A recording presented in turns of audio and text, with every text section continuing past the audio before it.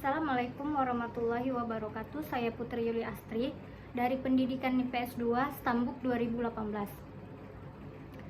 dengan NIM 0309182098. Di sini saya akan menjelaskan materi saya yang berjudul Penanganan Pelayanan Kesehatan di Masa Pandemi COVID-19 dalam Perspektif Hukum Kesehatan. Penyakit virus corona 2019. Corona virus disease atau COVID-19, nama baru yang diberikan oleh World Health Organization atau WHO bagi pasien dengan infeksi virus novel corona 2019 yang pertama kali dilaporkan dari kota Wuhan. Penyebab terjadi secara cepat dan membuat ancaman pandemi baru.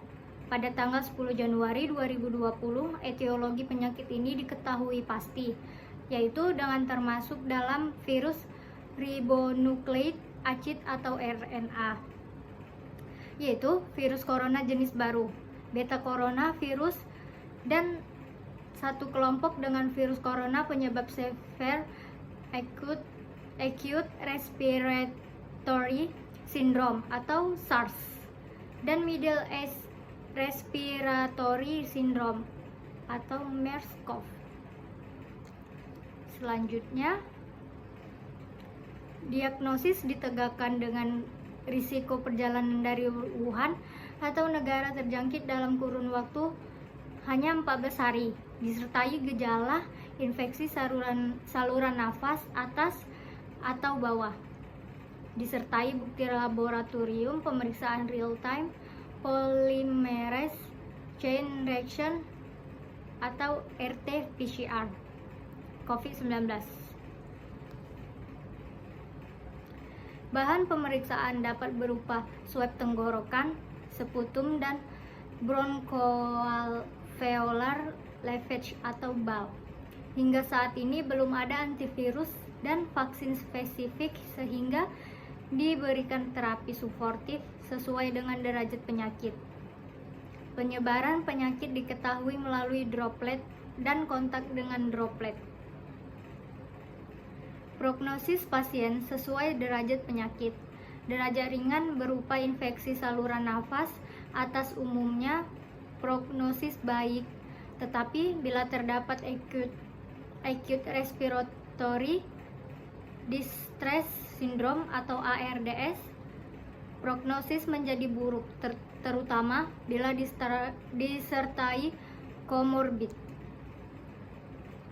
Perbincangan isu corona COVID-19 pada media daring dan media sosial di Indonesia.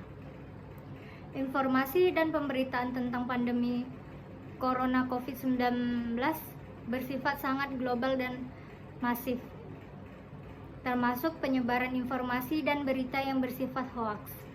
Sedemikian masifnya penyebaran informasi tersebut membuat World Health Organization atau WHO sempat menyatakan bahwa telah terjadi pandemi informasi atau infodemik.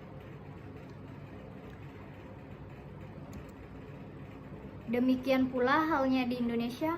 Pada awal-awal pemberitaan tentang pandemi coronavirus COVID-19, informasi dan pemberitaan yang beredar di Indonesia pun simpang siur dengan berbagai versi.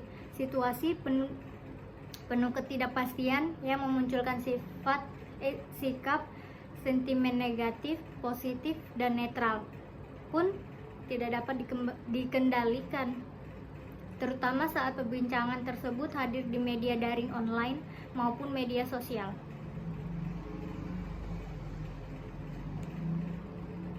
Penelitian ini mencoba menangkap fenomena perbincangan tentang corona di Indonesia dengan menggunakan data yang cukup besar melalui big data analisis. Untuk mempersempit bahan diskusi, kata kunci perbincangan yang dikaji adalah Corona Indonesia. Selama masa penelitian dari 2 Maret tahun 2020 sampai 7 April tahun 2020, ada total 23.229 pembicaraan berhasil dikumpulkan dengan komposisi 8.855 pembicaraan di website.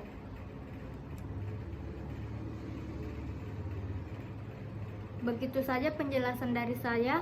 Bila kurang saya mohon maaf. Billahi taufik wal hidayah. Assalamualaikum warahmatullahi wabarakatuh.